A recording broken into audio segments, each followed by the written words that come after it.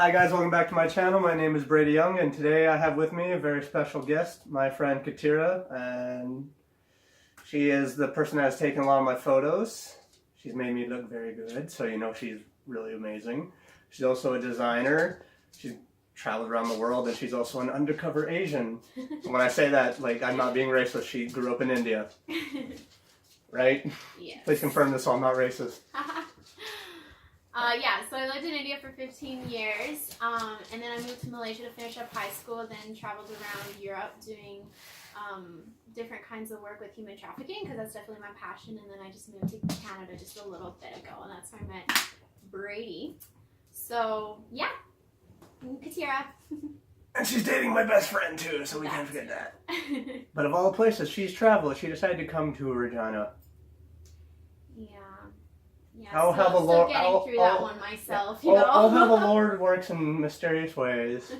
But today's topic is grace. Yeah, so Brady last week, I think it was, asked me what I thought about grace and how that applies to my life and what I think grace means. And it was actually funny because last night as I was thinking about it, it really struck a chord with me realizing what our culture thinks grace is today. And I think many times when we think of grace, it ties into a form of forgiveness, in form of, okay, well, you did this to me and it was wrong, but grace kind of just brushes it off. It's almost like people without a backbone or people who can't stand up for themselves give a lot of grace. And I think I was talking with a friend and realized, you know, that's their perception of what grace is. And I wondered how many more people believe that grace is just like a way to excuse the wrongs that are done to us. On the other hand, though, like the flip side of that, I definitely have wrestled with when do you give grace and forgiveness and when do you not, and where's that line? Because I think there is definitely a line between, okay, yeah, you've like done this much wrong to me and I can keep forgiving you, but there's a point where you're like, okay, like this isn't okay and I need to stand up for myself and who I am. And so for me, grace is definitely having those conversations and having that communication to say, hey, this is how important I am, and this is how precious I am, and this is what I stand for, and you can't cross those boundaries that I have set up because those are mine, and that's how I'm protecting myself. But you also can't just shut people off when they do one thing wrong. I think we all have tendencies to lean to one way or the other where we make mistakes, right? And if we all made those mistakes and no grace was ever given to us, then we'd never ever have friends because we're always doing wrong. Like human nature's tendency can often be to do things wrong, or one person has a background that another person doesn't, and one thing hurts one person that isn't something considered bad to another. And so I think there's definitely that time and place to draw a line to say, no, I can't give any more grace because that's actually not standing up for myself and my boundaries and protecting who I am as a person. But there's times when it's not an extreme scenario where you do need to be able to communicate first. The first priority is to be like, hey, this, when you did this and this and this, that hurt me and that was not okay and that crossed a line. And that person on the other side has the responsibility then to respond and say, oh, I am so sorry, I'm going to work at doing that better. And I believe for me, when I give grace, if that's the response, I'm more prone to giving that grace because I realize that person's going to work on it. And there's actually respect given to me in return to say, okay, your feelings are valid, your boundaries are valid, and they're going to respect that by changing who they are, not on purpose trying to hurt you. But they can't work on that unless you communicate your side of what needs to happen. I was thinking back to my high school days actually, and oh, high school fun times. Yeah, no kidding. The days where grace was motivated through every day. I was friends with a group of girls that after a year or so of our friendship, things kind of went south. And I don't want to really go into all the details with that one, but yeah, the people that were my friends, we kind of no longer were. There's like a falling out there, and I was very confused over that. I did not understand what had happened. No one had communicated to me. And there's about 2 years that I felt like I walked through almost hell in high school. I think a lot of people kind of go through those phases, but I was just like, I felt so alone, and I was like, okay, I don't have anybody. And through that, for the longest time, I was like, hey, I just have to forgive. I have to forgive. They'd sometimes call me names. They'd make me be I'd be put in awkward situations.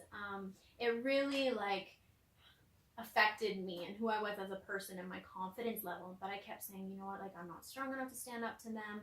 I didn't almost want to stand up to them because they used to be my friends, and I was like, okay, well maybe they'll just get over it and we'll be friends again.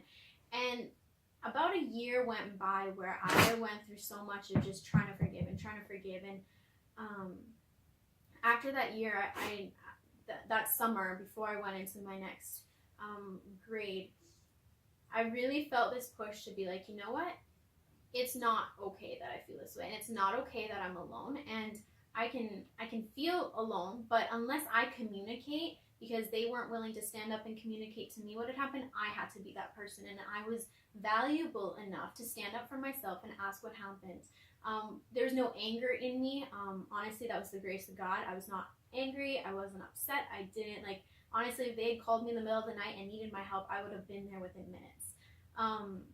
But that's just who I am. I'm a very loyal person, and so it's easy for people to trample over me, and it's easy for people in my past to be like, okay, well, she was my friend, and we're gonna do this, and it's fine.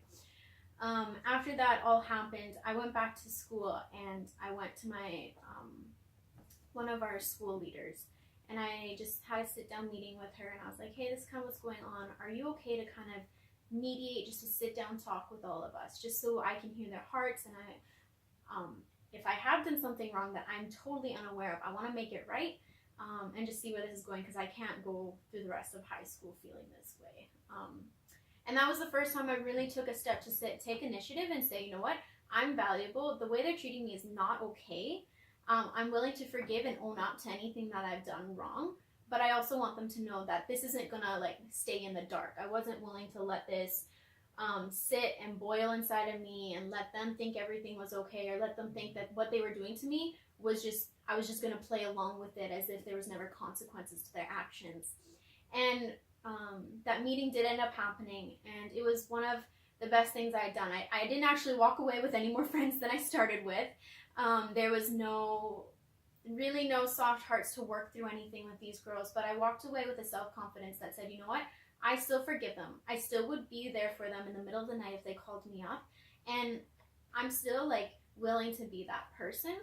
But I've also addressed that the fact that I deserve to be treated like a human being. And I actually sat down with one of the girls and I was like, listen, like tell me what I've done wrong, because I want to make this right. We don't have to go to being best friends or anything for that matter, but I just want to make sure things are good and clear. And she went off on me, and I sat there, I took it, and I was like, hey, I'm sorry you felt that way. But I was like, I asked two things from you. One, we do not have to be friends. But on the other note, I deserve to be respected and treated like a human being. And that doesn't require you looking at me, rolling your eyes, and whispering to a bunch of people. That just requires, if I say hi, can you just say hi to me? You can even just give me a smile. Or if you really don't want to see me at all, turn and walk the other way so we don't have to go through this whole thing. And through that standing up, there was an empowerment thing that rose up in me where I was like, okay, you know what? I have value, I have worth. And I actually finished high school with great confidence. And now these girls often will text me now as I'm in university, and we'll talk once in a while. And it's not because I let them trample over me, and it's not because I lied to myself about my self-worth and just said, you know, it's fine, they can treat me however. And it wasn't out of desperation. It was saying, you know what, I know my worth, and yet even in my security, grace is all about being secure enough to forgive, because you know your worth and value in something else. Your worth and value isn't about people. Your worth and value isn't about how others, like what they talk to you about, or how they speak about you behind your back, or what they do to you. Your self-worth is in something greater. And I challenge each one of you to actually find where your self-worth rests. And that will be the key in giving grace. That will be the key in how much grace you can give. Because if you don't have that self-worth rooted in something stronger than either yourself or other people or what you're good at, you're going to get lost in that. Because it's going to be harder to give grace because it's not rested in something that holds steady ground. So that's my challenge for you on that whole big long story of how I've experienced grace and how I've had to challenge myself in my whole grace process, and giving it and receiving it and walking in it for sure. Well, I hope you guys all enjoyed today's video. As always, all my social media links will be down below. This is again my friend Katiera, an amazing photographer, and as you heard, Check me out. Check me out. she's already got a boyfriend, media. boys. So she's already got a boyfriend. Social media. So to my best friend Thomas, like, you heard it first, okay? Like, I'm putting it out there, like, she's taken by you, man, okay? So, again, she's a great photographer, a great designer. And if you enjoyed this video, give it a like and subscribe to stay tuned for more. Thank you.